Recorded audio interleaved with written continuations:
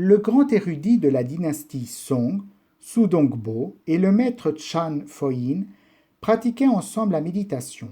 Le niveau de pratique de Su-dong-bo était inférieur à celui du maître Fo-yin, mais il ne voulait jamais le reconnaître et admettre son infériorité. Un jour, durant la méditation, il s'adressa à maître Fo-yin. « Maître, regardez-moi, à quoi est-ce que je ressemble dans cette position ? Tu as l'air d'un Bouddha. » Su-dong-bo fut très content et pensa « C'est merveilleux, il a fini par me faire éloge en disant que je ressemblais à un Bouddha. » Mais maître Fo-yin n'avait pas l'intention de laisser passer cette occasion de discuter dharma avec lui et il lui dit « Et moi, à quoi est-ce que je ressemble dans cette position ?» Su-dong-bo pensa « J'ai enfin trouvé une occasion pour me venger. » Et il répondit « À quoi vous ressemblez ? À un tas de fumier. » Maître Fo-yin ne répondit pas. Il continua à méditer d'un air serein. Su-dong-bo était tout excité. Il pensait avoir enfin gagné une manche. En rentrant chez lui, il raconta l'histoire à sa sœur qui lui demanda « Qu'est-ce qui te fait dire que tu as gagné, grand frère ?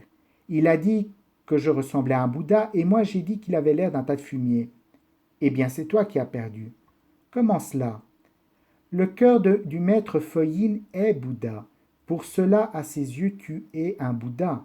Ton cœur est un tas de fumier, alors tu le vois comme un tas de fumier. Ça alors, j'ai encore perdu aujourd'hui. Le bon ou le mauvais, ce n'est pas avec des paroles que l'on peut les distinguer. Il faut pour cela avoir de véritables potentialités. Si tu es sûr de toi, tu en seras capable, et si tu n'es pas sûr de toi, l'aide issue de moyens extérieurs et la substitution des intérêts et des honneurs d'autrui aux tiens ne seront que feintes.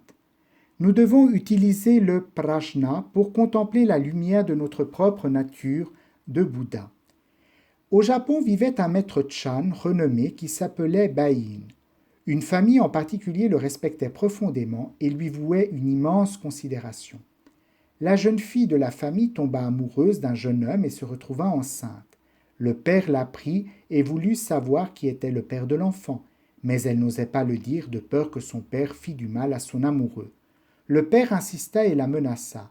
Alors embarrassée, elle répondit « C'est maître Bain », pensant que le père ne ferait rien à ce dernier. Le cœur du père en fut brisé.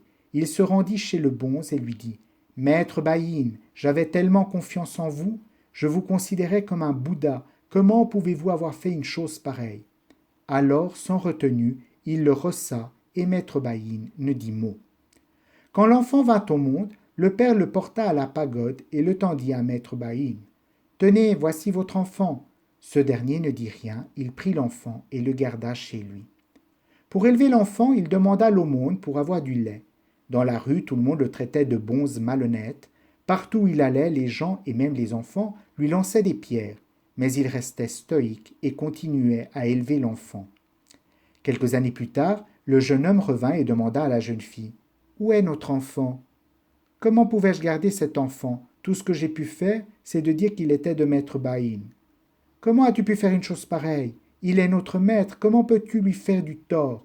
Je vais me livrer à ton père. » En apprenant l'histoire, le père s'affela et dit « Vous n'êtes pas humain. Comment allons-nous faire maintenant ?» Ils s'en furent exprimer leur repentir devant maître Bain. « Maître, pardonnez-nous. De quoi ? Cet enfant n'est pas de vous, il est nôtre. Si c'est le vôtre, prenez-le. Vous dites qu'il est à moi ? Alors il est à moi. Vous dites qu'il est à vous ? Alors reprenez-le chez vous, répondit maître Bain, sans marquer le moindre signe de mécontentement. Contempler l'insouciance, c'est posséder sa propre insouciance et non pas la recevoir de quelqu'un d'autre. C'est ne pas être concerné par les louanges ou les calomnies d'autrui. Mais cette vertu ne peut être acquise qu'avec la sagesse prajna. C'est pourquoi le Bodhisattva Avalokitesvara, dans sa pratique profonde du prajna paramita, a pu comprendre que les 5 skandhas ne sont que vacuité et a ainsi transcendé toute souffrance et toute infortune. Pouvoir comprendre que les 5 skandhas ne sont que vacuité et transcender toute souffrance et infortune est suprêmement important dans notre vie quotidienne.